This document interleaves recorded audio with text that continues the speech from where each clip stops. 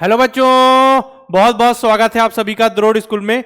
बच्चों, आप सभी के लिए एक बार फिर से बहुत ही मजेदार और इंटरेस्टिंग और एग्जाम में आने लायक क्वेश्चन वाला मॉडल पेपर आ चुका है। ठीक है, बहुत ही एमपी क्वेश्चन होंगे। जिस प्रकार के क्वेश्चन आपके एग्जाम में पूछे जाएंगे सेम टू सेम उसी पैटर्न में पूरा मॉडल पेपर तैयार किया गया है। ठीक है, स्टार्टिंग से सॉल्व करते हुए चलेंगे। पहले मेंटल एबिलिटी के 40 क्वेश्चन, देन मैथ्स के, देन लैंग्वेज के 20 क्वेश्चन, टोटल 80 क्वेश्चन आएंगे। हमको पता है 80 क्वेश्चन होते हैं और 100 नंबर का पेपर होता है, यानी एक जो क्वेश्चन होता है 1.25 मार्क्स। ठीक है, 1.25। ठीक है, हमको पता है कि हमको कोई भी ए बी सी डी या फिर के एल एम एन जो भी जिस हिसाब से भी क्या मिल जाएगा, सेट मिल जाएगा। यहां आप रोल नंबर फिल करेंगे, यहां आपका नाम या यहां पे परीक्षार्थी का नाम, ठीक है, परीक्षार्थी के हस्ताक्षर है, तो जो भी उस हिसाब से रहेगा तो वहां पे जब भी जाएंगे तो आपको बता दिया जाएगा कि यहाँ क्या फिल करना है, सब कुछ आपको बताया जाएगा। आपको ओएमआर शीट दी जाएगी, इसमें आपको गोला भरना है। ऑप्शन ए हो रहा है, बी हो रहा है, सी हो रहा है। जैसे पहला प्रश्न है उसका मान लीजिए बी ऑप्शन सही है तो बी में गोला करना है, तो सिंपल से प्रोसेस आपको पता है। देखिए यहाँ पे एग्जाम्पल के द्वारा समझाया गया, यहाँ वही चीज लिखी हुई जो मैंने बताया कि मानसिक योग्यता के इतने क्वेश्चन और अंक गणित यानी मैथ्स के और भाषा के, लैंग्वेज के इतने क्वेश्चन। ठीक है, अब सैनिक स्कूल वाले बच्चे बोलेंगे, सैनिक स्कूल वाले बच्चों के लिए भी मेंटल एबिलिटी का जो नॉन वर्बल का पोर्शन होता है, जितने डायग्राम वाले क्वेश्चन बहुत ज्यादा एमपी हो जाते हैं, क्योंकि उनके पेपर में भी तो आते हैं ना 7-8 क्वेश्चन। ठीक है, तो उनको भी देखना है। और मैथ्स तो लगभग सेम ही है, एक आध चैप्टर बस तो अलग है ना, तो आपको देखना है स्टार्टिंग से। लैंग्वेज में भी आपसे पैसेज पूछे जाते हैं, तो आपके लिए सेपरेट मॉडल पेपर भी आ जाएगा जो सैनिक स्कूल की तैयारी कर रहे हैं। अभी ये नवोदय विद्यालय वाले बच्चों के लिए है, लेकिन आपके लिए भी बहुत ज्यादा क्वेश्चंस होंगे जो एग्जाम में पूछे जाएंगे। ठीक है, अभी स्टार्ट करते हैं। चलिए, पहला खंड जो होता है, जिस सीक्वेंस में पूछे जाते हैं आपसे पेपर में क्वेश्चन, उसी सीक्वेंस में हम लेकर आए हैं। ठीक है, अब इसको बताइए आप सभी, क्या क्वेश्चन है? ऑड मैन आउट, यानी असंगत आकृति आपको चुननी है। तो असंगत आकृति चुन के बताइए मुझे, कौन सी आकृति 1 2 3 4, 3 किसी न किसी प्रकार से लॉजिक से संबंधित है, एक लॉजिक के बाहर है, 3 किसी न किसी एक लॉजिक से संबंधित है, बाकी एक अलग है। तो वही हमको क्या है, ऑड ऑड बताना है कि चारों में ऑड कौन सा, कौन सी आकृति ऑड है। देखिए ये आमने सामने है, अपोजिट डायरेक्शन में, जी हाँ। ठीक है, जी हाँ। ये अपोजिट डायरेक्शन में है, जी हाँ। ये अपोजिट डायरेक्शन में, जी हाँ। लेकिन ये देखिए, ये यहां है तो इसका अपोजिट ये है, ये यहां है तो इसका अपोजिट ये होना चाहिए, तो ये नहीं है ना। तो अपना आंसर कौन सा हो गया? ऑप्शन ए करेक्ट है। ठीक है, ऑप्शन कौन सा करेक्ट है? ऑप्शन ए अपना करेक्ट है, जो सबसे अलग लॉजिक है। ठीक, समझ आ गया। अब चलिए दूसरे क्वेश्चन पे आते हैं हम। दूसरा क्वेश्चन क्या बोल रहा है? दूसरा क्वेश्चन है कि अब देखिए सिंपल सा क्वेश्चन है, 3 किसी ना किसी प्रकार संबंधित। देखिए एक ऐसा कंप्लीट है, इधर ऐसा कंप्लीट है, इधर ऐसा कंप्लीट है, इसमें केवल एक ही है तो सबसे अलग ऑप्शन डी अपना करेक्ट हो गया। सबसे अलग है, जो सबसे अलग है वही सबसे थलग, सबसे अलग थलग, सबसे अलग थलग स्टाइल है मेरा, समझ रहे हैं? सुने ना सबने गाना? ठीक है, तो इसमें भी हमको अलग थलग ही खोजना है, जो सबसे अलग लॉजिक हो। अब इसमें देखिए, इसमें कौन सा है?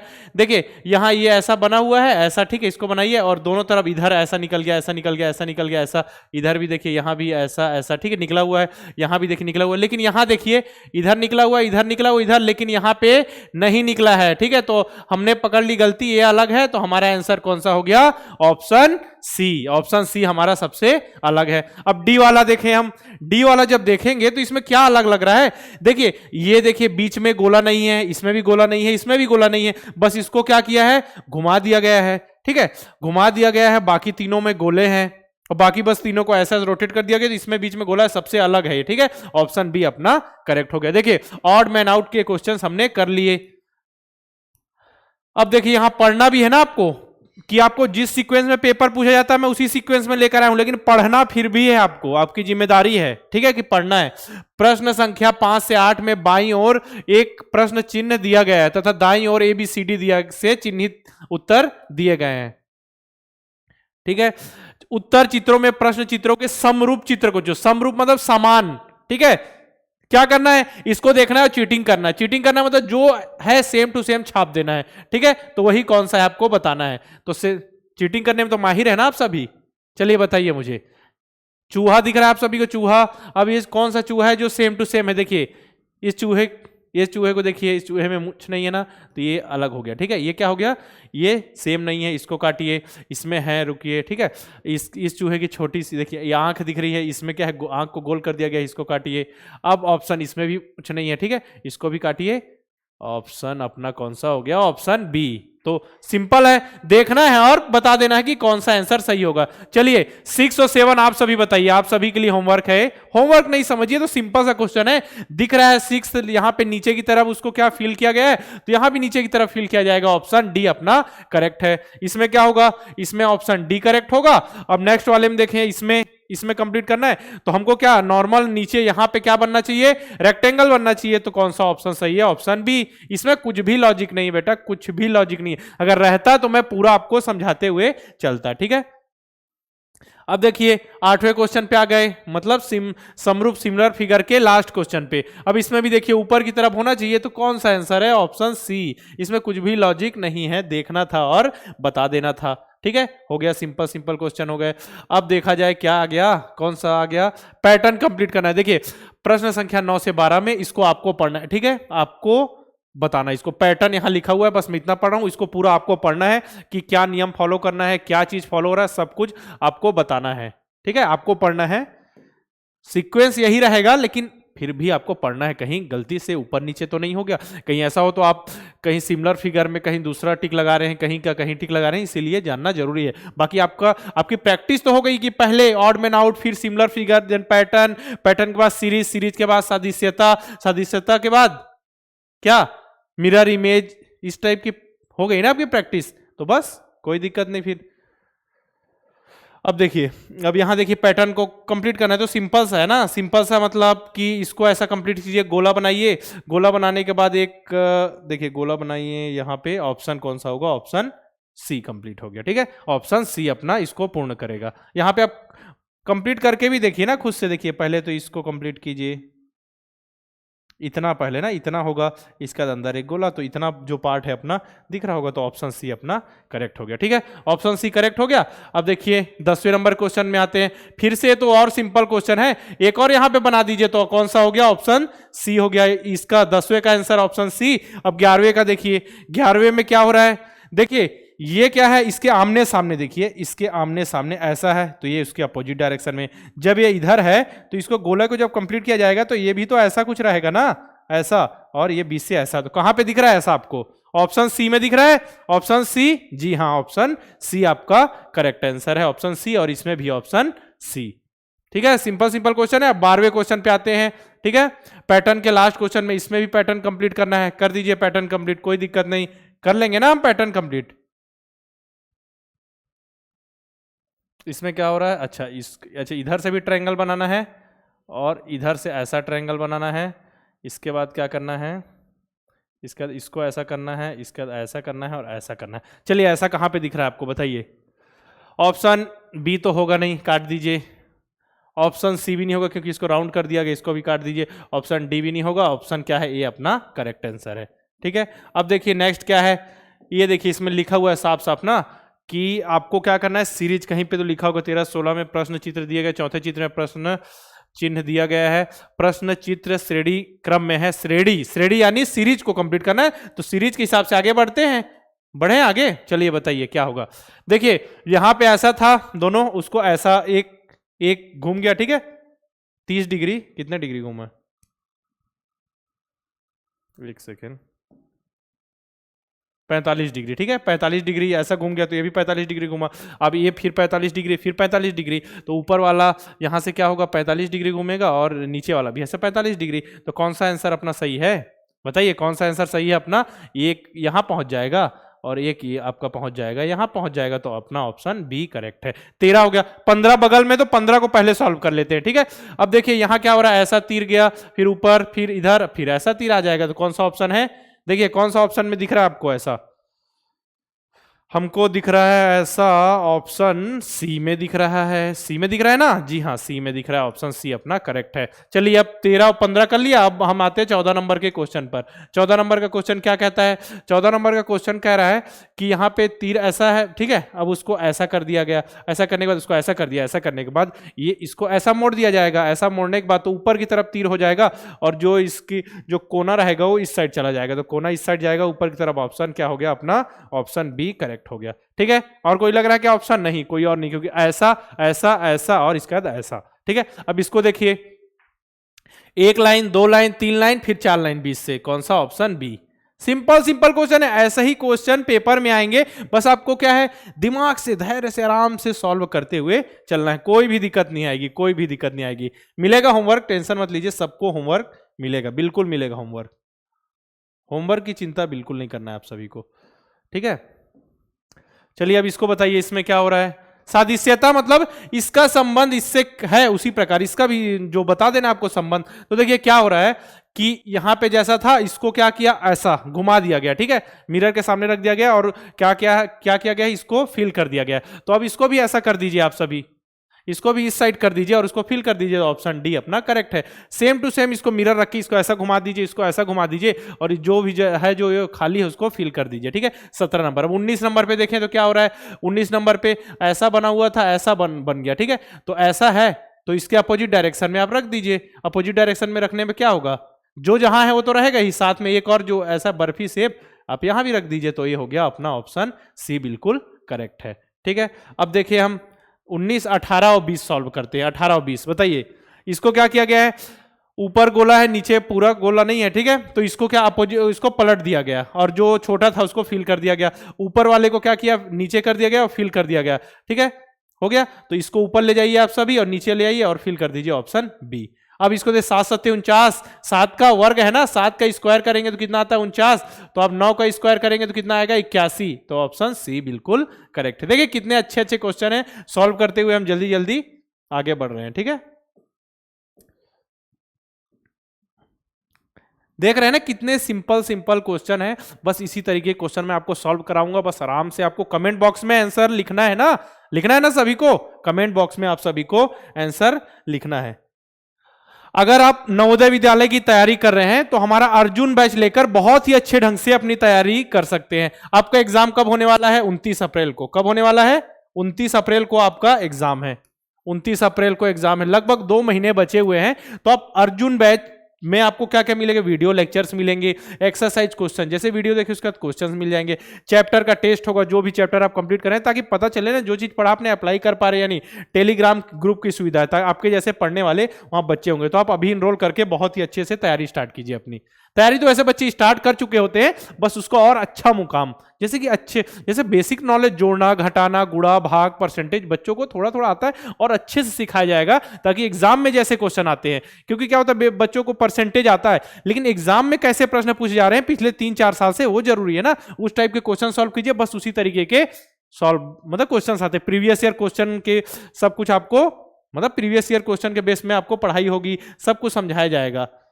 नवोदय अल्फा बैच जो 2024 के लिए, ठीक है, जो बच्चे 2024 में नवोदय विद्यालय का एग्जाम देंगे, जो अभी क्लास 4th में, उनके लिए नवोदय अल्फा बैच।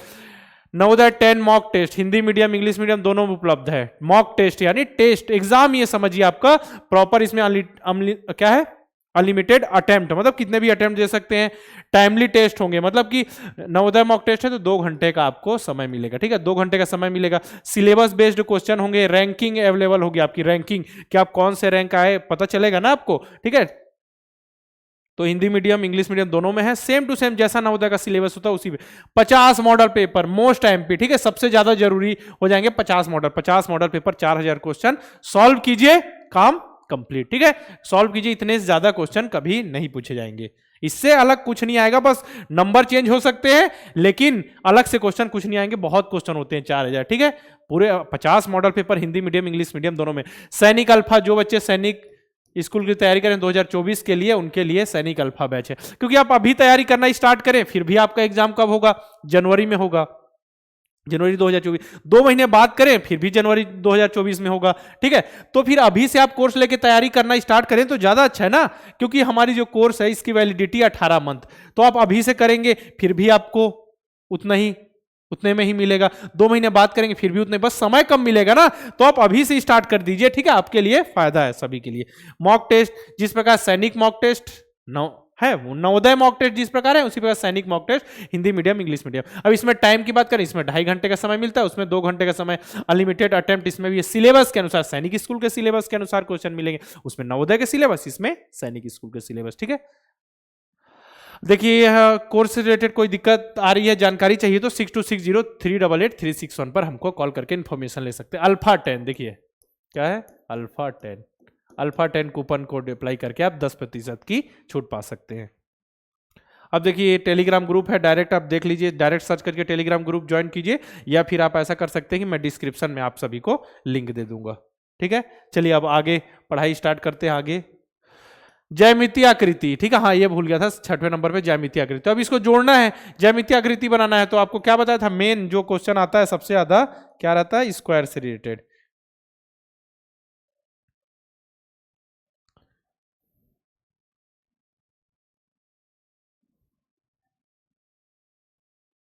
चलिए बताइए, चलिए इतना लाना है हमको, ये वाला भी नहीं रहेगा, एक सेकेंड। ठीक है, अब इतना कहाँ पे दिख रहा है आप सभी को बताइए, कौन सा ऑप्शन लग रहा है आप सभी को सही? घुमा भी सकते हैं, हाँ जी हाँ घुमा सकते हैं इसको आप, बिल्कुल घुमा सकते हैं। सिंपल सा दिख रहा है क्या? ऑप्शन ए अपना करेक्ट है। देखिए इसको यहाँ फिट कीजिए, आपको 1-2 होमवर्क भी दे दूंगा मैं, टेंशन मत लीजिए। ठीक है, अब इसको कंप्लीट कीजिए, इसमें जो पोर्शन छूटा हुआ है जैसे इतना देखिए,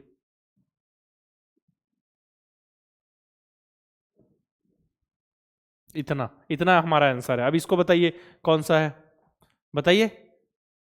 ये हो नहीं सकता क्योंकि हमको सीधी लाइन चाहिए, ये घूमी हुई लाइन है। और देखिए और कौन सा हो सकता है, ऑप्शन ये हो सकता है, ऑप्शन और हाँ ऑप्शन ए क्यों नहीं हो सकता, क्योंकि देखिए ये नीचे लाइन तक आया है, ये यहीं से ऐसा मुड़ गया है, तो ऑप्शन ए भी नहीं हो सकता। अब देखिए ये तो हो नहीं सकता क्योंकि यहां से राउंडेड है, तो ऑप्शन सी अपना सही आंसर है। ठीक है, अब चलिए इसको भी स्क्वायर ही बनाना है, तो ये आप सभी के लिए होमवर्क है। ठीक है, क्या है, होमवर्क है, ये हो गया होमवर्क।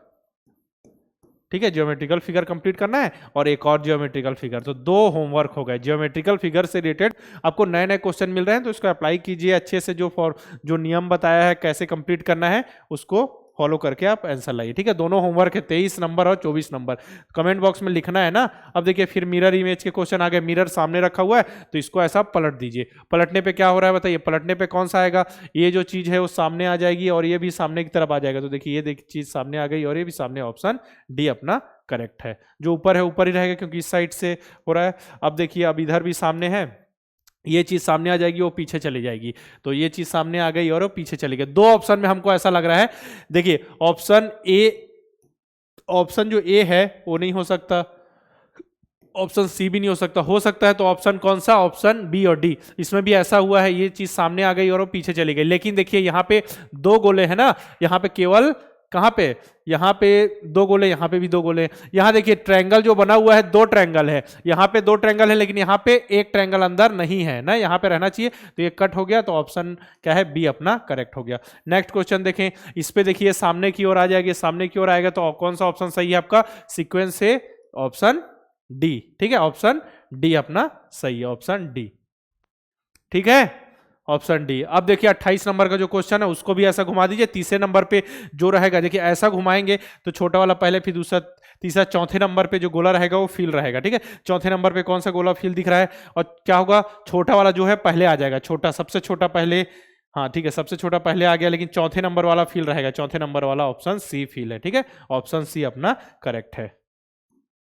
देखिए हमने इतने जल्दी जल्दी क्वेश्चन करे, नए नए क्वेश्चंस मिल रहे हैं ना आपको। अब पेपर कटिंग है, पेपर कटिंग, ठीक है, पेपर कटिंग के क्वेश्चन है सिंपल सिंपल। अब देखिए इसमें क्या स्क्वायर है, अपना स्क्वायर शेप में 20 से मोड़ा गया, फिर वहां से ऊपर मोड़ दिया गया, उतना को काट दिया गया, तो अब क्या होगा बताइए, यहां पे एक गोला बनेगा और यहां पे एक गोला बनेगा, 2 गोले बनेंगे। अब बताइए कौन सा आ रहा है आपका आंसर, कौन सा आ रहा है आंसर, जब इसको आप यहां से ओपन करेंगे, नीचे लाएंगे, तो एक गोला यहां ऐसा है, तो यहां भी ऐसा बन जाएगा, ठीक है, यहां पे भी ऐसा बन जाएगा, ठीक है। जब इसको वापस खोलेंगे तो ये भी गोल हो जाएगा और ये भी गोल हो जाएगा, तो दो गोले बनेंगे पूरे पेज में, तो ऑप्शन ए अपना करेक्ट है। अब 29 कर लिए, 29 क्वेश्चन। अब 31 वाला करते हैं।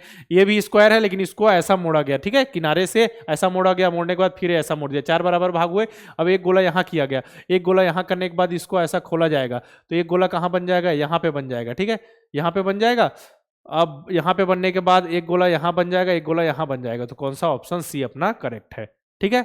जिस जगह पे गोला है वहां तो रहेगा ही, तो देखिए यहाँ पे कहीं दिख रहा है क्या, यहाँ तो नहीं दिख रहा है, ये तो गोला क्या है, बीचों बीच ना, यहाँ पे रहना चाहिए, देखिए यहाँ पे है, तो ऑप्शन सी अपना करेक्ट है, ठीक है। अब 30 नंबर क्वेश्चन पे आते हैं। 30 और 32 एक साथ करेंगे। अब देखिए फिर से ऐसा काटा गया, ऐसा मोड़ा गया। अब इसके बाद क्या किया है, इसको 20 से ऐसा ऐसा काट दिया गया, काटा गया नहीं, काटा नहीं गया है, मोड़ के फिर वो किया गया। तो जब इसको खोला जाएगा, जब इसको ओपन किया जाएगा, ठीक है, तो यहाँ पे एक आ जाएगा, ठीक है, यहाँ पे जो चीज है वो रहेगी, साथ में ऐसा ओपन किया गया, ओपन होने के बाद इसको नीचे किया जाएगा, तो एक देखिए जैसे कि एक यहाँ पे बनेगा, फिर उसके साथ में बन जाएगा, फिर यहाँ पे ओपन करेंगे तो एक यहाँ बन जाएगा, फिर इधर करेंगे तो एक यहाँ बन जाएगा और दो यहाँ बन जाएंगे, ठीक है। तो ऑप्शन क्या है अपना, ए बिल्कुल करेक्ट है।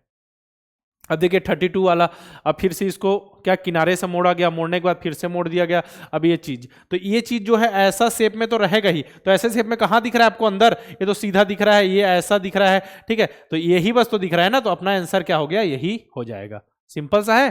देखिए इसको कैसे किया गया, ऐसा ओपन किया गया, इसके बाद इसको यहाँ ले जाइए, ठीक है, यहाँ ले जाएंगे जब आप, तो क्या हो रहा है, एक सेकेंड रुकिएगा, ठीक है, यहाँ आप इसको ले जाइए, तो यहाँ ले जाने पे क्या होगा, ऊपर से, ठीक है, ऊपर, हाँ, तो यहाँ होगा तो एक देखिए, एक ऐसा हो जाएगा और इसके बाद आधा ऐसा हो जाएगा, ये आधा पार्ट इसका ऊपर गया, फिर यहाँ जब आप ले जाएंगे, ठीक है, यहाँ पूरा होगा, इसका फिर इसका आधा पार्ट आएगा, आधा पार्ट आने के बाद फिर इसको कंप्लीट हो जाएगा, तो कौन सा होगा, ऑप्शन बी होगा, ठीक है।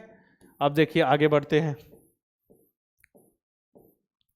अब क्या, स्पेस विजुअलाइजेशन यानी आकृति का निर्माण करना है, तो आकृति का निर्माण कर सकते हैं ना, जोड़ दीजिए, इन चारों को जोड़ने पे कौन सा आएगा, ऑप्शन बी। आपको इतना ज्यादा प्रैक्टिस करा चुका हूं मैं मेंटल एबिलिटी क्वेश्चन की कि आपके एक भी क्वेश्चन गलत नहीं होने चाहिए। 50 नंबर के क्वेश्चन आते हैं, 50 में 50 चाहिए मुझे, ठीक है, ठीक है। अब इसको जोड़ के बताइए, अब इसको जोड़िए, इसको जोड़ने पे क्या आएगा, चारों बराबर हैं, तो ऑप्शन ए आ जाएगा अपना, ठीक है, ऑप्शन ए आ जाएगा, जी हाँ, ऑप्शन ए आ जाएगा। ये क्यों नहीं आएगा, क्योंकि ये तो इस शेप में है ना, देखिए ऐसा शेप में है, जबकि हमारी जो वो है, देखिए वो इस शेप में, ठीक है, ऐसा, तो ये देखिए इसको जब काटेंगे तो आप ये ऐसा, ठीक है, तो ऑप्शन ए करेक्ट है। अब इसको देखिए, इसको जोड़िए, 1 2 3 है अपने पास, तो यहाँ देखिए 1 2 3, यहाँ रुकिए आप सभी, ये हो सकता है, जी हाँ, क्यों नहीं हो सकता, ठीक है, तो लेकिन ये क्या है, यहाँ पे देखिए ये राउंडेड है, ये क्या है, यहाँ से राउंडेड है, तो ये नहीं होगा। अब इसको देखिए, ये हो सकता है क्या, जी हाँ बिल्कुल हो सकता है, हाँ ये हो सकता है, ठीक है, ये 1 2 3 4, ये तो काट दीजिए, 1 2 3 4, ये भी काट दीजिए, हमको 3 चाहिए ना, तो देखिए इसको 1 नंबर दीजिए, इसको 2, इसको 3, ठीक है, तो 1 नंबर ये हो गया, 2 नंबर ये हो गया, 3 नंबर ये, तो ऑप्शन बी अपना करेक्ट है। अब देखिए इस पे आ गए हम मेंटल एबिलिटी के नेक्स्ट क्वेश्चन पे। इसको देखिए आप सब, इसको तीनों को जोड़िए, इसको होमवर्क दे दूं क्या, देखिए 1 2 3 तो है, सिंपल सा क्वेश्चन है, ये होमवर्क रख लीजिए आप, ठीक है, 2 क्वेश्चन उधर और 1 क्वेश्चन ये जोड़ना है आपको, सिंपल सा क्वेश्चन है, एकदम सिंपल सा, ठीक है, और बताना भी है। 36 और शायद 23 24 को मैंने होमवर्क दिया था। अब देखिए ये क्या है, इंबेडेड फिगर यानी समाहित आकृति बताना, ये चीज किसमें समाहित है, तो बताइए जो 37 नंबर का क्वेश्चन है वो कहाँ समाहित दिख रहा है आपको, यहाँ देखे, यहाँ देखा जाए क्या, यहाँ नहीं दिख रहा है, इस पे ट्राई किया जाए, पहले यहाँ ट्राई करते हैं, चलिए यहाँ ट्राई किया जाए क्या, जी हाँ यहाँ ट्राई करते हैं, यहाँ देखिए ऐसा, 1 सेकेंड रुकिएगा,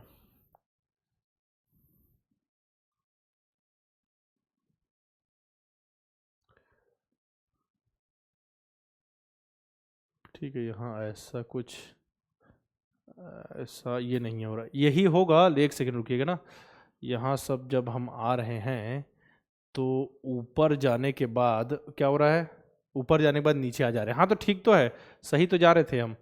यहाँ देखिए आप, ये देखिए ऐसा है, यहाँ ऐसा है, अब देखिए यहाँ हम ऊपर जा रहे हैं, ठीक है, यहाँ मतलब ये तो वही है ना, ठीक है, अब यहाँ हम ऊपर जा रहे हैं, उसके बाद नीचे आ जा रहे हैं, ठीक है, नीचे आ रहे हैं, इसके बाद क्या हो रहा है, यहाँ पे कुछ तो गड़बड़ है। यहाँ देखा जाए, अब यहाँ देखिए, इसमें ऊपर जाने के बाद नीचे आ रहे हैं, फिर इसके बाद यहाँ भी नीचे आ जा रहे हैं हम, यहाँ भी नीचे आ जा रहे हैं। ये भी नहीं है, ये नहीं होगा, ये तो काट दीजिए, ये नहीं होगा। अब देखते हैं ये वाला देखा जाए। ये देखें क्या, अब यहाँ देखिए, यहाँ क्या हो रहा है, यहाँ तो ऐसा था, ठीक है, यहाँ ऐसा, यहाँ इतना, ठीक है। इसके बाद इधर ऐसा आना चाहिए, ऐसा आना चाहिए। तो यहाँ पे देखा जाए, हाँ ये तो हो गया, ये मिल गया हमको। यहाँ पे देखिए, ये चीज़ें यहाँ से ऐसे है, ठीक है, ये यहाँ से ऐसा है, ऐसा है, ऐसा है, ऐसा और ऐसा, ऐसा, ऐसा, और ये देखिए ऐसा, और ये यहाँ पे ऐसा, ठीक है। हाँ ये मिल गया हमको। देखिए कितने मुश्किल से मिला हमको, कितने मुश्किल से हुआ ना। तो ऐसे बहुत सारे क्वेश्चन होंगे जिससे मुश्किल मिलेगा। अपना क्या है, ऑप्शन बी करेक्ट है, ऑप्शन बी करेक्ट है, ठीक है। देखिए कितने बीच में छुपा हुआ था। अब इसको ये तो चुन सकते हैं, तो सिंपल सा है, कौन सा, ऑप्शन डी हमको दिख रहा है। अगर दो सेम लगे तो जब जो सबसे सिमिलर दिख रहा हो, सेम साइज, सेम मतलब उतना ही डायमेंशन में हो, तो वही आपका सही होगा। अब इसको देखिए, इसमें कौन सा सही है, ऑप्शन ए या B, option A B C D, कौन सा होगा। देखिए ए तो हो नहीं सकता, बी हो सकता है, जी हाँ, क्यों नहीं हो सकता। सी नहीं होगा, छोटा सा है, ठीक है। बी, ये देखिए थोड़ा ज़्यादा डिस्टेंस है, ये देखिए एकदम पास है ऐसा, ठीक है। तो ऑप्शन बी अपना करेक्ट है। अब देखिए 40 नंबर का क्वेश्चन करें, ये कहाँ कौन सा होगा। ये देखिए ये क्या हो रहा है, ये नहीं होगा, ठीक है। और ये भी नहीं होगा, ये भी नहीं होगा, ऑप्शन डी अपना देखिए, ठीक है। देखिए ऑप्शन डी, तो कौन सा सही है अपना, ऑप्शन डी। कर लिया मेंटल एबिलिटी कंप्लीट। अब स्टार्ट करें मैथ्स। मैथ्स का ही इंतजार था ना आप सभी को, ठीक है, मैथ्स का इंतजार था। आपको पेन और कॉपी रख लेना हाथ में, आप सॉल्व करना खुद से स्टार्ट करना। मैं तो बताते जाऊंगा, लेकिन आपको खुद से भी सॉल्व करते हुए चलना है, ठीक है। चलिए अब पहला क्वेश्चन, एक व्यक्ति कार से 108 किलोमीटर की दूरी 4 घंटे में तय करता है, तो इस गति से वह 297 किलोमीटर की दूरी कितने समय में तय करेगा। तो जब 108 किलोमीटर 4 घंटे में करता है, तो इसको भाग दीजिए, तो भाग देंगे तो क्या आएगा, 4 दूनी 8, 2 बचा, 4 सत्ते 28, मतलब 27 किलोमीटर प्रति घंटा की स्पीड से चल रहा है। तो 297 किलोमीटर को कितने मतलब घंटे में करेगा। तो 297 को आप क्या कीजिए, भाग दे दीजिए, 297 को 27 से, तो 27 से 11 बार में कट जाएगा, ठीक है, 11 बार में, तो 11 घंटे अपना आंसर है। तो आप 297 को 27 से भाग देके देखिएगा, ठीक है।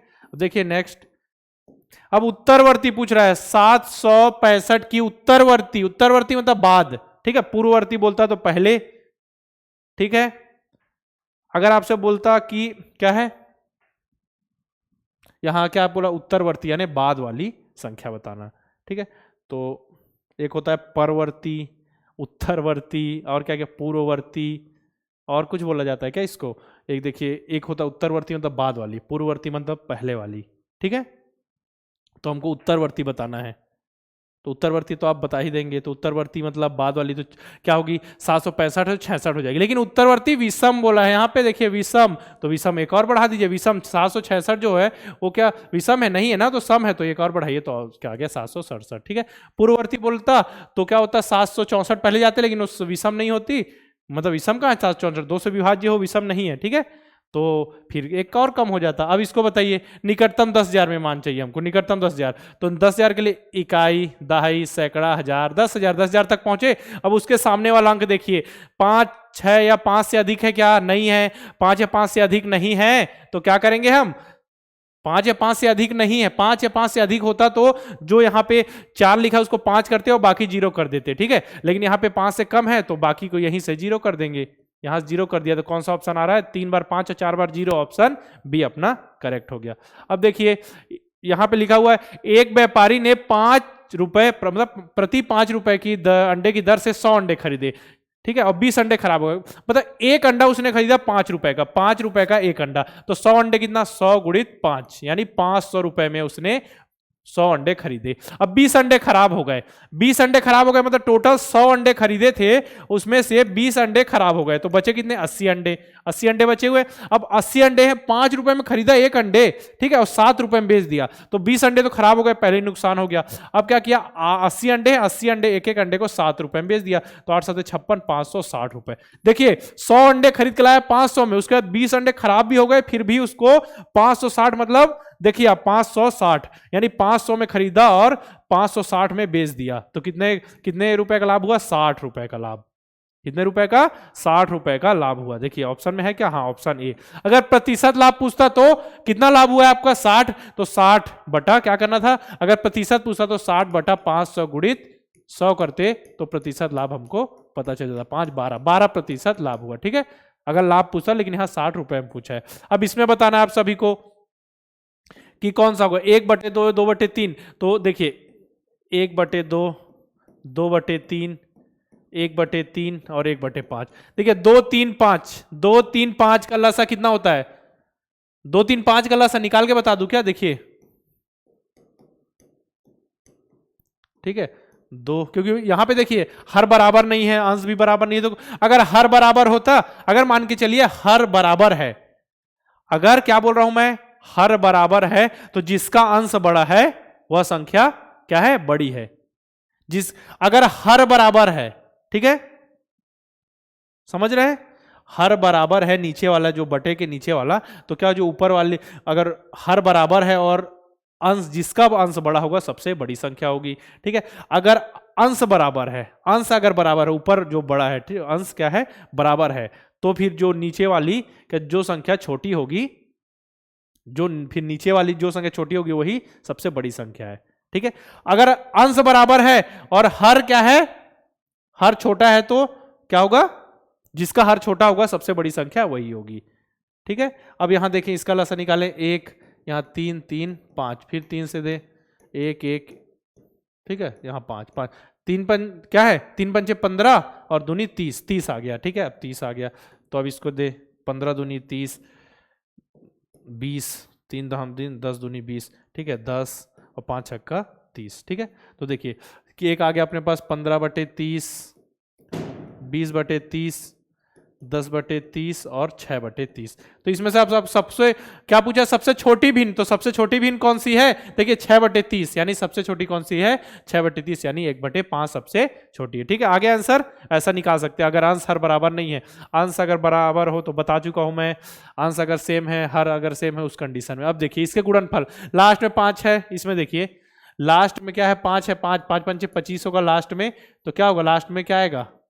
गुणनफल में इकाई का अंक हमेशा 5 ही होगा, क्योंकि 5 5 है, तो क्या होगा? 5। ठीक है, वंश और सोमेश के धन का अनुपात कितना है?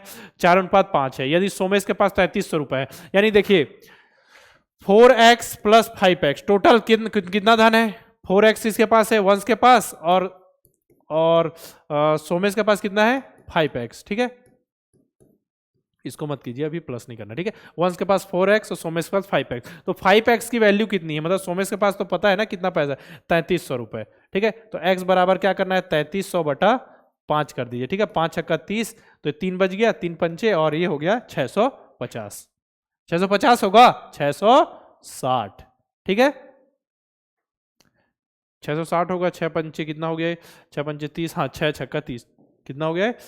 6 5 छक्का 30, ठीक है, 6 छक्का 36, ठीक है, 66, तो 660 आ गया। अब 660 रुपए है एक्स की वैल्यू, और वंश के पास कितने पैसे पूछ रहा है? तो वंश के पास 4x है, तो 4 गुणित 660 कर दीजिए, तो 6 चौक 24 और 6 चौक 24, यानी 2400 प्लस 240, तो कितने हो गए? 2640। है क्या ऑप्शन में कहीं? देखो 2640 है क्या? जी हाँ, कौन सा ऑप्शन है? ऑप्शन डी, 2640 अपना आंसर है, ऑप्शन डी।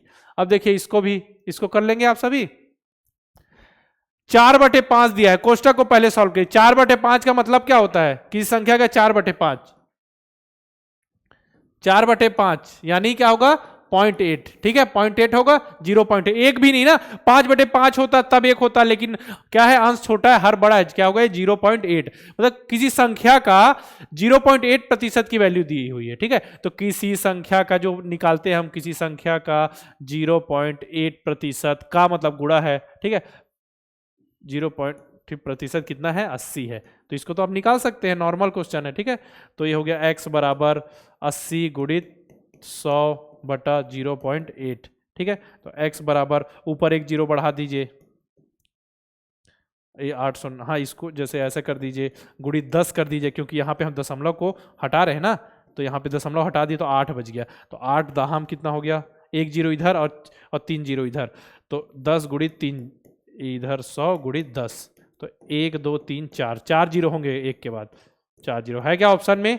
10। कितना है? 10,000। ऑप्शन ए अपना करेक्ट है। ठीक है, अब इसने पूछा है कि 12 के छठवें गुणज में से 9 के 8वें गुणज। तो 8वें गुणज मतलब पहाड़ा पढ़िए ना, 12 छक्का कितना होता है? 12 गुणित 6, 12 छक्का 72 में से 9 के 8वें गुणज, 9 गुणित 8, 9 8 72 में से दोनों घटा दिए, 72 माइनस 72 0। ऑप्शन सी अपना करेक्ट है। अब इसको देखिए, ये क्वेश्चन आ गया, हार्ड क्वेश्चन है, कर लेंगे ना। किसी कार्य को ए और बी 18 दिन में, तो ए और बी मिलकर कितने दिन में करते हैं? 18 दिन। तो उनके एक दिन का कार्य कितना होगा? ए और बी के एक दिन का कार्य ए बटा बी बराबर होगा 1/18। ठीक है, 1/18। अब बी और सी के एक दिन का कार्य कितना होगा? बी और सी के एक दिन का कार्य होगा 1/24। और सी प्लस ए के एक दिन का कार्य कितना होगा? 1/36। ठीक है, अब तीनों के कार्य को हम जोड़ लें, तीनों का। ठीक है, तीनों के कार्य को हम जोड़ लें, तो जब तीनों के कार्य को जोड़ा जाएगा तो क्या होगा? देखिए, तीनों कार्य को जोड़ा जाएगा तो ए 2 बार आ रहा है, बी 2 बार आ रहा है, सी 2 बार, तो क्या हो जाएगा? 2a plus 2b plus 2c। तीनों के एक दिन के कार्य को जोड़ लिया जाए तो यहां पे 1/18 प्लस 1/24 प्लस 1/36। ठीक है, दिख रहा है? 1/36। अब इसको 2 को कॉमन ले लिया जाए, a प्लस बी प्लस सी बराबर कितना हो रहा है? अब इसका एलसीएम निकालिए आप। एलसीएम कितना आएगा? 36 तो आएगा नहीं, 36 दूनी 72 आएगा। आप एलसीएम इसका निकाल लीजिएगा। 18, 24 और 36 का क्या होगा? 72। क्यों 72? क्योंकि हमको क्या निकाल, एलसीएम मतलब सबसे छोटी संख्या, ऐसी संख्या जो इनके सभी के पहाड़े में आए, ऐसी संख्या निकालनी। ठीक है, तो देखिए 72, 18 चौक 72, 24 तिया 72, 36 दूनी 72। ठीक है, एलसीएम का मतलब वही होता है कि जो जितनी संख्या हमको दी गई सभी के पहाड़े में वो संख्या आनी चाहिए, छोटी से छोटी संख्या जो तीनों, ये जो तीनों दिखा है तो तीनों पहाड़े में, अगर जितनी संख्या उसके पहाड़े में आए, सबसे छोटी संख्या, सबसे छोटी वो 72 ही है जो इन तीनों के पहाड़े में आएगी। उससे छोटी आप बता नहीं सकते, है ही नहीं तो क्या बताएंगे? सबसे छोटी 72 ही है। और उसका मतलब क्या होता है? एचसीएफ का मतलब, एचसीएफ का मतलब क्या होता है? वह बड़ी से बड़ी संख्या, वह बड़ी से बड़ी संख्या जो गिवन जितनी भी संख्याएं दी हैं उसको डिवाइड कर दे। ठीक है, उसका मतलब उल्टा होता है, इसका मतलब अलग होता है। ठीक है, इसके पहाड़े में आएगी, इसके पहाड़े में आए। ठीक है, सबसे छोटी संख्या जो इनके पहाड़े में आए, और उसका मतलब होता है वह बड़ी से बड़ी संख्या जो गिवन संख्या को डिवाइड कर दे। ठीक है, अब देखिए इसका आ गया 72, ये हो जाएगा 18 चौक 72। ठीक है, 4 एकम 4, 18 तिया प्लस 2, तो कितना आ गया यहाँ पे? कितना आ गया? 7 2 9, 9 7 2 9 प्लस 72, तो ये 8 हो गया, 8 1/8 आ गया। कितना आ गया? 1/8, 1/8। ठीक है, तो अब देखिए 2ab, अब इसको क्या किया जाए? हाँ ठीक है, अब इसको 2 को इधर पक्षांतर कर दिया जाए। a प्लस बी प्लस सी बराबर कितना हो गया? 1/8 था तो 2 इधर जाएगा तो 1/16 हो जाएगा, गुणा हो जाएगा। तो a प्लस बी प्लस सी के एक दिन का कार्य कितना हो? 1/16, 1/16 हुआ। तो अब हमको निकालना किसका? c का कार्य। अब c का कार्य कैसे आ सकता है मुझे बताइए? c का कार्य हम निकालना चाहते हैं तो सिंपल सा एक लॉजिक आप लगाइए। देखिए मैं इसका कलर आपको चेंज कर देता हूं। ठीक है, देखिए, ठीक है, यहां पे बना के बताता हूं आपको, यहां दिख रहा है क्लियर? हाँ, अब हमको सी का निकालना है तो a प्लस बी प्लस सी में से जब हम a प्लस बी को घटा दें, देखिए a प्लस बी प्लस सी है तो a और b को जब हम घटा देंगे तो केवल c बचेगा। तो देखिए a plus B plus C minus करें, अंदर अब माइनस होगा तो a भी हो जाएगा माइनस में, अंदर प्लस माइनस का गुणा b, तो इसको घटा दिया गया। ठीक है, घटाएंगे तो क्या हो जाएगा? 1/18, 1/18 की इसमें से उसको घटाना है ना, तो 1 क्या होगा? 1/16, 1/16 माइनस 1/18। अब इसको घटा दीजिए, इसको सॉल्व कीजिए। 16 और 18, 16 और 18 में ऐसा, अब एलसीएम निकाल दिए। ऐसा कौन सा अंक है जो दोनों के पहाड़े में आया सबसे छोटा? बताइए। 36 नहीं, 72, 144, 144 आएगा। ठीक है, 144। ठीक है, 144 आ गया जो दोनों के पहाड़े में आएगा, इससे छोटा कोई अंक नहीं है जो दोनों के पहाड़े में आए। ठीक है, तो ये क्या हो गया? 16 निया और ये हो गया 16 18 अट्ठे। ठीक है, तो 1/144, 1/144। ठीक है, सी के एक दिन का कार्य कितना है? 1/144। तो टोटल कार्य को कितने दिन में कंप्लीट करेगा वो? सी कितने दिन में कंप्लीट करेगा? 144। 1/144 को पलट दीजिए तो कितना आ गया? 144। कहीं है क्या ऑप्शन में 144 दिन? देखिए 144 दिन है क्या? ऑप्शन ए बिल्कुल करेक्ट है। ठीक है, देखिए सिंपल सा प्रोसेस था, बस फॉलो करते जाइए, आपका आंसर आ जाएगा।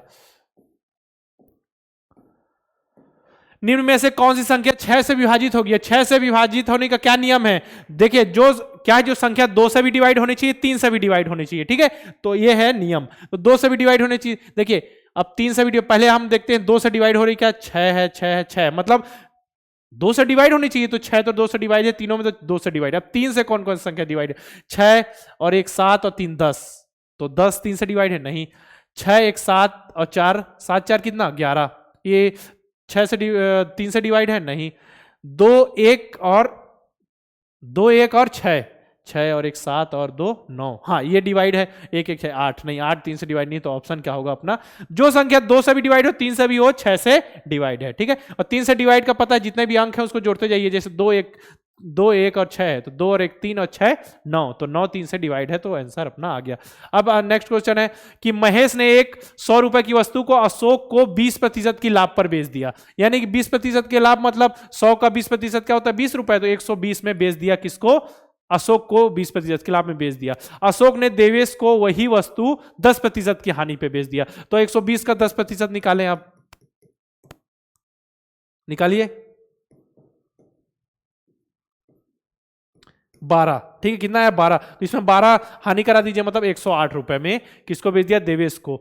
देवेश द्वारा खरीदे गए वस्तु का मूल्य कितना है? 108 रुपए। 108 में पहले 100 की वस्तु थी, उसको 20% लाभ में बेचा, तो 120। अब उसको फिर क्या किया? अशोक ने उसे 10% की हानि पे बेच दिया, मतलब 108 रुपए में। तो देवेश द्वारा खरीदे गए वस्तु का मूल्य कितना है? 108 रुपए, यानी ऑप्शन बी अपना करेक्ट है। इसको सॉल्व कीजिए, चलिए इसको सॉल्व कीजिए। तो पहले क्या है? सबसे अंदर का कोष्टक सॉल्व कीजिए, तो कितना हो जाएगा? अंदर का जब कोष्टक सॉल्व करेंगे तो 8 - 4 हो जाएगा 4।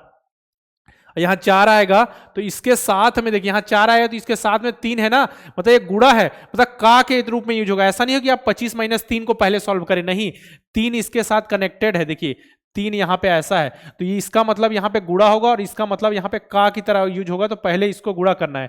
तो 25 माइनस यहां पे क्या हो जाएगा? 12। इन दोनों का गुणा करेंगे तो 25 - 12, तो 13 आ जाएगा, ठीक है। 13 प्लस यहां पे क्या हो जाए? 40 बाहर है, तो 13 + 40 53 हो गया, 53, ठीक है। अब 25 का 53, तो का मतलब क्या होता है? गुणा। 25 गुणित 53 कीजिए, ठीक है। 53 दूनी कितना होगा? 106। 106 में से आप क्या कीजिए? यहाँ पे एक जीरो बढ़ा दीजिए, ठीक है, प्लस आधे बार में और कीजिए, तो 265। तो 265 प्लस 1060 कितना होगा? 1325 है क्या? अपने ऑप्शन में कहीं देखिए 1325, हाँ है, ऑप्शन ए अपना करेक्ट है, ठीक है, ऑप्शन ए। अब आयताकार कमरे के चारों दीवारों का क्षेत्र, फर्श का नहीं पूछा जा रहा है, फर्श का पूछा तो लंबाई गुणित चौड़ाई, लेकिन दीवारों का क्षेत्रफल पूछा जा रहा है। तो दीवारों का क्षेत्रफल क्या होता है? 2 गुणित लंबाई धन चौड़ाई, 2 गुणित लंबाई धन चौड़ाई गुणित ऊंचाई। कहां पे दिख रहा है? 2 गुणित लंबाई धन चौड़ाई गुणित ऊंचाई, ऑप्शन सी अपना करेक्ट है, ठीक है, 2 गुणित, ऑप्शन सी।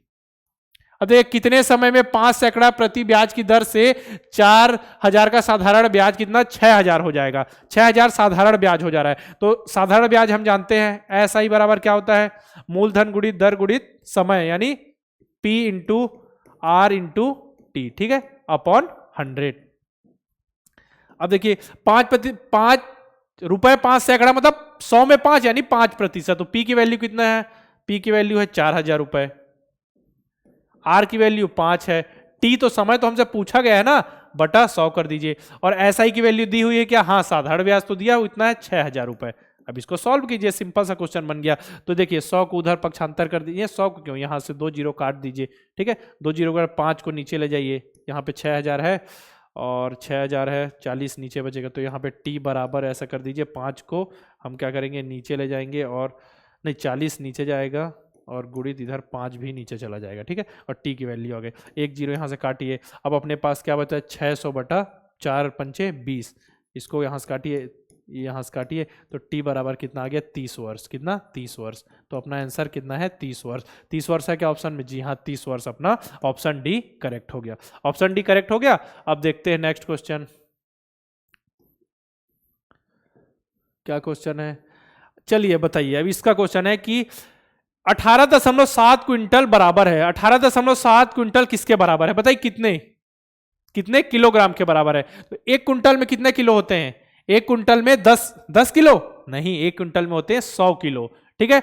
और अगर मैं बात करूं एक टन में क्विंटल कितने क्विंटल होते हैं, तो एक टन में 10 क्विंटल होते हैं, यानी कि एक टन में 1000 किलो। 1000, जी हाँ 1000 किलो, ठीक है। और एक क्विंटल में 100 किलो। तो वही पूछा है कि 18 क्विंटल में कितने किलो होंगे, बताइए बताइए। अब इसका आंसर क्या हो रहा है? 18 कुंटल है, तो 18 कुंटल है तो समझिए 100 से गुणा कर दीजिए तो ये 1800 हो जाएगा। तो जो भी आंसर आएगा 18 फॉर्म में आएगा, और 0.7 यानी 70 जोड़ दिए तो 1870, ऑप्शन डी अपना करेक्ट है। ठीक है। अब आपको क्या करना है, इसको देखिए आप 3.61 को 38 के 1/4 से भाग देने पर भागफल क्या होगा? 38 का 1/4 पहले निकालिए आप। 38 का 1/4 क्या है? ठीक है, यहां पे लिखा हुआ है कि 3.61 को भाग देना किसके? 38 के 1/4। 38 का 1/4 यानी 1/4। तो 1/4 क्या होगा इसका? 9 बार में जाएगा। ठीक है, 9 बार में जाएगा। फिर यहाँ पे कितना बचेगा? 2 बचेगा, दशमलव लगा के उतारेंगे, 4 पंचे 20, तो क्या हो गया? 9.5। तो अब हमको भाग देना है। ठीक है, 9.5 को भाग देना है। यहाँ पे 3.61 है, यहाँ पे कितना है? 9.5 यानी 50, दशमलव इधर करेंगे तो आ जाएगा 361/950। अब इसको भाग देना है। ठीक है, इसको आप भाग दीजिए। चलिए, इसको जब भाग दिया जाएगा तो 950 को बाहर निकाला जाएगा, 361 अंदर हो गया। ठीक है, तो ये कितने बार में जाएगा? यहाँ पे 0 बार में जाएगा। यहाँ पे डायरेक्ट दशमलव, ठीक है, यहाँ पे नीचे वो किया गया, 0 बार में गया, यहाँ पे दशमलव, एक 0 उतारा गया तो दशमलव लग गया। ठीक है, तो ये कितने बार में जाएगा? 3 9 3 27, 27 2850, 3 बार में जाएगा। ठीक है, तो यहाँ पे 3 गया। ठीक है, तो ये कितना बच गया? इसमें से बच गया आपका 150, और इधर 760, 760 बचा। 760 के बाद डायरेक्ट दशमलव लग चुका है, तो अब बार बार 0 उतरता जाएगा। ठीक है, तो 9 8 9 8 72, 9 8 72 और 8 40। ठीक है, तो एकदम राइट ये कट गया। ठीक है, कट गया, करके देख लीजिएगा इसको, 8 से गुणा तो यहाँ आ गया 3 8 है क्या ऑप्शन में? देखिए तो 0.38 आ रहा है अपना आंसर, 0.38। देखिए 0.38 है क्या ऑप्शन में? 0.38 कहाँ? हाँ 0.38, कौन सा सही है? ऑप्शन सी ना, ऑप्शन सी अपना करेक्ट है। अब इसमें देखिए आप सभी, इसको निकालिए, ये भी सिंपल सा है, इसको भी निकाल लेंगे ना आप सभी। इसमें देखिए तीनों को बराबर कीजिए, तो पहले दशमलव के बाद 2 जो अंक है उसको इस साइड ले जाइए, तीनों को बराबर कीजिए ना। 2 अंक है दशमलव के बाद, तो इसमें 2 अंक पहले जोड़ दीजिए, तो कुल मिला के अंक कैसा हो जाएगा? ये 0.64 है, 0.8 है, मतलब 80 है। ठीक है, तो इसको 6400 कर दीजिए, इसको 64 बना दीजिए, और इसको आप क्या बना दीजिए? 80 बना दीजिए। ठीक है, बना दिया आपने। इधर जाएंगे तो एक स्टेप आ जाएंगे तो 6.4 हो जाएगा, फिर जाएंगे 64 हो जाएगा, इधर जाएंगे तो ये 0.8 का 8 हो जाएगा। ठीक है, इसका 2 80 हो जाएगा। अब इसका आप निकाल लीजिए लसा, कितना है? 6400 6400 64 और 6400 64 80। ठीक है, अब इसको देखते हैं, चलिए इसका भी निकाल के ही बता देता हूं। 6400 64 और 80, 3200 32 और कितना होगा? अच्छा, इसका मासा पूछा है या लसा पूछा है? मासा पूछा है ना, तो हाँ तो ठीक तो है, मासा। ठीक है, अब 2 बार में जाएगा 1600 और 16 और क्या होगा? 20। ठीक है, फिर से 2 से जाएगा, जो तीनों अंक ना, ऐसा आप लसा निकालते हैं तो क्या है, जो भी अंक कट रहा है, एक भी हो रहा है तो 2 से, तो आप चलते जाइए। इसमें ये जो भी संख्या मैं लूंगा, तीनों के तीनों अंक जो हैं वो डिवाइड होने चाहिए। अब देखिए फिर से 800, 8 और 10। ठीक है, हो गया 10। फिर यहाँ 2 उतारिए आप, 400 4 और ये हो गया 5। अब देखिए यहाँ कौन से अंक से डिवाइड होगा? 2 से नहीं होगा, क्योंकि 5 नहीं होगा, 2 से, 3 से, 4 से, 5 से, 5 से 4 नहीं होगा, तो ये क्या होगा? इतने में रुक जाएगा। तो क्या हो गया? 1 2 3 4, 2 गुणित 2 गुणित 2 गुणित 2, मतलब 4, 2 दूनी 4 दूनी 8 दूनी 16, 16 आएगा। ठीक है, 16 आएगा, तो दशमलव के 2 अंक के बाद हमने लगाया था इसमें दशमलव, तो 0.16, दशमलव के 2 बाद इधर चल जाएगा, जो है दशमलव को हम हटा देंगे, तो 16 आया था अपना आंसर। देखा जाए, हाँ देखिए इसमें 16 आया था, तो 16 आया था, 16 को हमने पहले लिखा था, इसको ये देखिए एक दो दो अंक के बाद दशमलव लग गया, जो पहले हटाया था फिर वापस ले आए। अब इसमें क्या पूछा है, समद्विबाहु त्रिभुज, यानी त्रिभुज जिसकी दो भुजाएं बराबर हो एक अलग हो, ठीक है। तो तीन भुजा होती है त्रिभुज में, तो दो भुजा बराबर है, तो जो समान भुजा 15 है तो दो भुजा बराबर है, 15 दूनी 30, 15 15 है 15 15, और एक जो असमान भुजा प्लस 18, 15 15 30 और प्लस 18 कितना हो गया 48। ऑप्शन डी बिल्कुल करेक्ट है। अब देखिए एक रेलगाड़ी क्या है, एक रेलगाड़ी नई दिल्ली से प्रातः 10:50 बजे चलती है, अपराह्न में कितने बजे 3:50 पर गोरखपुर पहुंचती है। यदि दिल्ली से गोरखपुर की दूरी कितनी 260 किलोमीटर है तो रेलगाड़ी की औसत चाल ज्ञात करें। सिंपल सा क्वेश्चन है। देखिए पहले टाइम डिस्टेंस निकाल लीजिए कि 10:50 में जाती है 3:50 पहुंचती है, यानी टोटल कितना टाइम लग गया, 1 घंटा इधर मानिए और 3:50 घंटा इधर, ठीक है। तो 1 घंटा 10 मिनट उधर 12 बजे तक, 1 घंटा 10 मिनट और इधर और कितने लगे 3 घंटा 50 मिनट, यानी 60 मिनट का 1 घंटा हो जाता, 3 1 4 और 60 मिनट का 1 घंटा, टोटल कितना हो गया 4 घंटा 60 मिनट, यानी कि 5 घंटे, ठीक है। 5 घंटे लगे कितनी दूरी को तय करने पे 260, तो 260 को 5 से भाग दे दीजिए तो 5 पंचे 25, एक बचा दूनी 52 किलोमीटर प्रति घंटा, ठीक है क्या ऑप्शन में 52 किलोमीटर प्रति घंटा, ऑप्शन बी बिल्कुल करेक्ट है। देखिए मैथ्स के पूरे क्वेश्चन हमने सॉल्व कर लिए, मेंटल एबिलिटी तो कंप्लीट हो ही चुकी है। अब बात करते हैं, अब लैंग्वेज पे आ जाते हैं। लैंग्वेज पे पहला है, ठीक है, पढ़ना है। और चलिए बताइए, चाणक्य नीति कहती है कि व्यक्ति को धन के मामले में बहुत सतर्क रहना चाहिए। धन बुरे वक्त में सच्चे मित्र की भूमिका निभाता है। धन व्यक्ति के आत्मविश्वास में भी वृद्धि करता है। कभी कभी धन की अधिकता व्यक्ति को अहंकारी भी बना देती है। लेकिन आपको करना क्या है, पहले प्रश्न पढ़ना है, ठीक है, पहले प्रश्न पढ़ना है, देन इसको पढ़ना है। मैं अभी इसको ऐसा पढ़ के बता दे रहा हूं आपको, अहंकारी भी बना देती है। हमें इस स्थिति से बचना चाहिए क्योंकि अहंकार व्यक्ति को हानि पहुंचाता है। धन जरूरत के समय काम आता है, इसलिए धन का संचय करना चाहिए। वर्तमान परिदृश्य में धन की महत्ता बहुत बढ़ गई है। धन का आर्थिक क्या है, अधिक व्यय मानसिक तनाव का कारण भी बनता है, इसलिए इसके प्रयोग में सावधानी बरतनी चाहिए, ठीक है। इस गद्यांश का उपयुक्त शीर्षक क्या है, धन की महत्ता। धन के बारे में बताया गया। कौन सी नीति कहती है कि व्यक्ति को धन के मामले में सतर्क रहना चाहिए, तो क्या है, चाणक्य नीति। आप वहां पॉज करके स्क्रीनशॉट ले लीजिएगा ना, ताकि आप देख सके। मानसिक तनाव का कारण क्या है, धन का कम व्यय या अधिक व्यय, अधिक व्यय, ठीक है, अधिक खर्चा करना, ठीक है। अहंकार का जो पर्यायवाची है क्या होगा, तीनों होगा, ठीक है। अहंकार का पर्यायवाची गर्व, अभिमान, घमंड। वर्तमान परिदृश्य में किस चीज का महत्व क्या है, किस चीज की महत्ता बहुत बढ़ गई है, बताइए किसकी महत्ता बहुत बढ़ गई है, तनाव की, साहित्य की या समय, धन की महत्ता बहुत बढ़ गई है, ठीक है। यहाँ पे लिखा भी होगा, देखिए कहीं पे लिखा होगा वर्तमान परिदृश्य में धन की महत्ता, ये देखिए यहाँ पे लिखा हुआ है, ठीक है।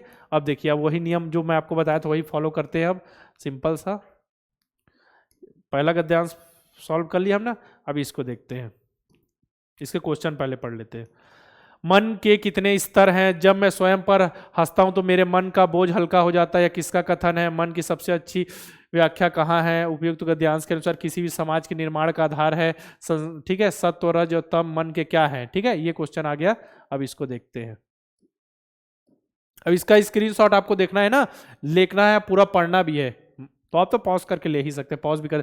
शांति और सद्भाव किसी भी समाज के निर्माण का आधार है। मन की शांति प्रत्येक व्यक्ति के लिए एक समान नहीं हो सकती, अलग अलग व्यक्तियों को अलग अलग कार्य करके शांति मिलती है। वास्तव में आत्मसंतोष, संतुष्टि ही मन की शांति है। जिसे जो कार्य करके संतुष्टि मिले उसके लिए वही मन की शांति है। उदाहरण के लिए रविन्द्रनाथ टैगोर जी का एक कथन है कि जब भी मैं स्वयं पर हंसता हूं तो मेरे मन का बोझ हल्का हो जाता है। यह उनके लिए कुछ हद तक मन की शांति हुई। कहते हैं कि मन की जैसी व्याख्या योग दर्शन में है, ऐसा कहीं नहीं है। स्वामी विवेकानंद जी ने अमेरिका में जो प्रसिद्ध भाषण दिया था वह योग दर्शन पर आधारित था। मन के तीन गुण होते हैं, सत्व, रज और तम, ठीक है। सत्व, रज और तम तीन स्तर होते हैं, चेतन, अवचेतन, अति चेतन नहीं, यहाँ पे अचेतन होगा, ठीक है। यहाँ पे लिखा गलत है, चेतन, अवचेतन और अति चेतन, ठीक है।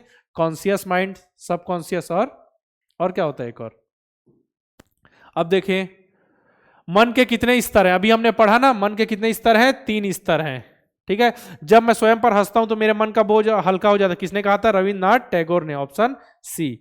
अभी हमने पढ़ा, देखिए तुरंत कैच कर लिया। मन की सबसे अच्छी व्याख्या कहाँ है, योग दर्शन में, योग दर्शन में है। अब देखें इसमें उपर्युक्त गद्यांश के अनुसार किसी भी समाज के निर्माण का आधार है, क्या है, शांति और सद्भाव, सबसे पहले ही लिखा हुआ है। देखिए मैं आपको दिखा देता हूं, देखिए शांति और सद्भाव। सत्व, रज क्या है, गुण है ना, क्या है, गुण है, ठीक है, अब देखिए आगे बढ़ते हैं। हमने 2 पैसेज का दिया, 1 पैसेज तो हमेशा मैं आपको होमवर्क देता हूं, अभी भी दूंगा। एक कम से कम खुद से कीजिए आप सभी ना, तब तो आपको पता चलेगा। ठीक है, आपको दिख रहा है क्लियर? चलिए इसको पढ़ते हैं, क्वालिटी बढ़ा के देख लीजिएगा। चलिए इसको देखते हैं। पहले क्वेश्चन, कबीरदास जी का मार्ग था बीजक के कितने भाग हैं? बाद में कबीर की रचनाओं को किस नाम से संग्रहित किया गया? कबीर की शैली थी? ब्रह्मा का पर्यायवाची आपसे पूछा गया। ठीक है, तो अब इसको पढ़ते हैं, कहाँ कहाँ आंसर मिलेंगे। ठीक है, चलिए, कबीरदास जी का जन्म कब हुआ था? 1398 ईस्वी में काशी में हुआ था। नीरू और नीमा नामक जुलाहा दंपति ने इनका पालन पोषण किया। कबीरदास निर्गुण ब्रह्मा के उपासक थे। वे हिंदी साहित्य के भक्तिकालीन युग के ज्ञानाश्रयी निर्गुण शाखा के काव्य धारा के प्रवर्तक थे। ठीक है, समझ गए? यहां क्या लिखा हुआ है कि निर्गुण ब्रह्मा के उपासक थे। नीरू और नीमा नामक जुलाहा दंपति ने इनका पालन पोषण किया। निर्गुण ब्रह्मा के उपासक थे। वे हिंदी साहित्य में भक्तिकालीन युग के ज्ञानाश्रयी निर्गुण शाखा के काव्य धारा के प्रवर्तक थे। उनका मत था कि ईश्वर समस्त संसार में व्याप्त है। उनका मार्ग ज्ञान मार्ग था। इसमें गुरु का महत्व सर्वोपरि है। कबीर स्वच्छंद विचारक थे। उन्होंने समाज में व्याप्त समस्त रूढ़ियों आडंबरों का विरोध किया। कबीरदास की रचनाओं में उनकी मृत्यु के बाद उनके पुत्र तथा शिष्यों ने बीजक के नाम से संग्रहित किया। इस बीजक के 3 भाग हैं, साखी, सबद और रमेनी। सबद, साखी, रमेनी। बाद में इनकी रचनाओं को कबीर ग्रंथावली के नाम से संग्रहित किया गया। उनकी शैली उपदेशात्मक शैली है। उन्होंने हिंदू मुस्लिम एकता का निरंतर प्रयास किया। हिंदी साहित्य जगत में उनका विशेष स्थान है। कबीरदास जी का मार्ग था, क्या मार्ग था? ज्ञान। ठीक है, यहां पे लिखा हुआ भी है, दिखाता हूं मैं आपको। ये देखिए यहां पे लिखा हुआ है, क्या मार्ग था? ज्ञान। ठीक है, बीजक के कितने भाग हैं? 3 भाग हैं, साखी, सबद और रमेनी। बाद में कबीरदास की रचनाओं को कबीर ग्रंथावली, ये भी हमको पता है। ठीक है, कबीर की शैली थी, क्या थी? उपदेशात्मक। ठीक है, क्या थी? उपदेशात्मक, ऑप्शन डी। अब ब्रह्मा का पर्यायवाची, ब्रह्मा को विधाता भी कहा जाता है, आज भी कहा जाता है, प्रजापति, यानी ऑप्शन डी, मतलब उपर्युक्त तो सभी अपना आंसर होगा। ठीक है, ये क्वेश्चन कर लिया हमने। अब देखते हैं आगे, ये कर लिया। अब आपके लिए होमवर्क है, इसके 5, इसको पहले पैसेज को पढ़ना है, पहले तो स्क्रीनशॉट लीजिए इसका आप सभी। इसके बाद मैं आपको पढ़ के बताऊंगा, इसके 5 क्वेश्चन आपको सॉल्व करने हैं। ठीक है, चलिए अब पहले इसको देखिए, इतने में दिख रहा है आपको? देखिए क्लियर है? हाँ, इतने में इतना ही है। ठीक है, ठीक है, ये है आपका चौथा वाला पैसेज, को आपको क्वालिटी बढ़ा के देख लीजिएगा। मौसिन राम मेघालय में स्थित है, जो अपनी प्राकृतिक सुंदरता और अत्यधिक वर्षा के कारण प्रसिद्ध है। मौसिन राम भारत के मेघालय राज्य के पूर्व खासी हिल्स में स्थित है। ठीक है, कहाँ है मौसिन राम? भारत के मेघालय राज्य के पूर्व खासी हिल में स्थित है। यह क्या है? स्थित है, यह एक बस्ती है। यह राज्य राजधानी शिलांग से लगभग 60.9 किलोमीटर दूर स्थित है। मेघालय के इस स्थान को विश्व में सबसे अधिक वर्षा वाला स्थान के रूप में जाना जाता है। मेघालय में स्थित चेरापूंजी और मौसिनराम में सबसे अधिक वर्षा होती है। चेरापूंजी में कितना है? 1012 सेंटीमीटर, तो मौसिनराम में उससे अधिक 1221 सेंटीमीटर वर्षा होती है। यह बंगाल की खाड़ी की वजह से काफी ज्यादा नमी है। 1491 मीटर की ऊंचाई वाले खासी पहाड़ियों की बदौलत यह नमी क्या है? संघनित हो जाती है। और इस क्या है? इतनी अधिक वर्षा होती है, वर्षा में यहाँ ऊंचाई से गिरते पानी के फव्वारे और क्या है? कुहासे जैसे घने बादलों के करीब से देखने का अपना ही आनंद है। ठीक है, अब इसके क्वेश्चन देखिए, इसको अपना स्क्रीनशॉट लीजिए। खासी पहाड़ियाँ कितनी ऊंचाई पर है? ठीक है, मौसिनराम कौन से जिले नहीं यहाँ पे आएगा, कौन से राज्य में? ठीक है, ये क्वेश्चन है कौन से राज्य में स्थित है। ठीक है, राज्य, ये क्वेश्चन आप नोट करना, इसका आंसर देना है आपको। देखना 76 का जो भी ABC हो गया ना, डायरेक्ट नाम लिख सकते हैं। 76, 77, 78, 79, 80 तीनों का आपको आंसर देना है। मौसिनराम किसके लिए प्रसिद्ध है? क्वेश्चन है, एक क्वेश्चन है मौसिनराम में नमी का मुख्य कारण क्या है? वर्षा का पर्यायवाची क्या है? ठीक है, वर्षा का पर्यायवाची आप सभी को बताना है। बस इतने क्वेश्चन है। देखिए इतने अच्छे से हमने इतनी जल्दी पूरे क्वेश्चन सॉल्व कर लिए ना, पूरे क्वेश्चन सॉल्व। कैसे लगी आपको क्लास? आपको पूरा बताना है। आपके लिए ऐसी मॉडल पेपर, इंपॉर्टेंट क्वेश्चन सब कुछ मैं लेकर आता रहूंगा। बस आप अच्छे से मेहनत कीजिए, पढ़ाई कीजिए। ठीक है, अपने दोस्तों को शेयर कीजिए, वीडियो को लाइक कीजिए, शेयर कीजिए। अगर आपने अभी तक चैनल को सब्सक्राइब नहीं किया है तो चैनल को सब्सक्राइब कीजिए। ठीक है, अगर आप तैयारी स्टार्ट कर रहे हैं, कुछ बच्चों की तैयारी है, तो आप अर्जुन बैच लेकर, अभी मैंने बताया आपको, अर्जुन बैच लेकर आप बहुत ही अच्छे ढंग से तैयारी कर सकते हैं। ये हमारा कॉन्टैक्ट नंबर है, यहाँ पे आपको दिख रहा है। ठीक है, ये हमारा कॉन्टैक्ट नंबर है, तो वहां पे आप डायरेक्ट पूछ सकते हैं। अर्जुन बैच से रिलेटेड जो भी जानकारी आपको चाहिए, सब कुछ आपको द्रोड़ स्कूल के ऐप के अंदर मिलेगा। ठीक है, फिर मिलते हैं इसी प्रकार के वीडियो के साथ।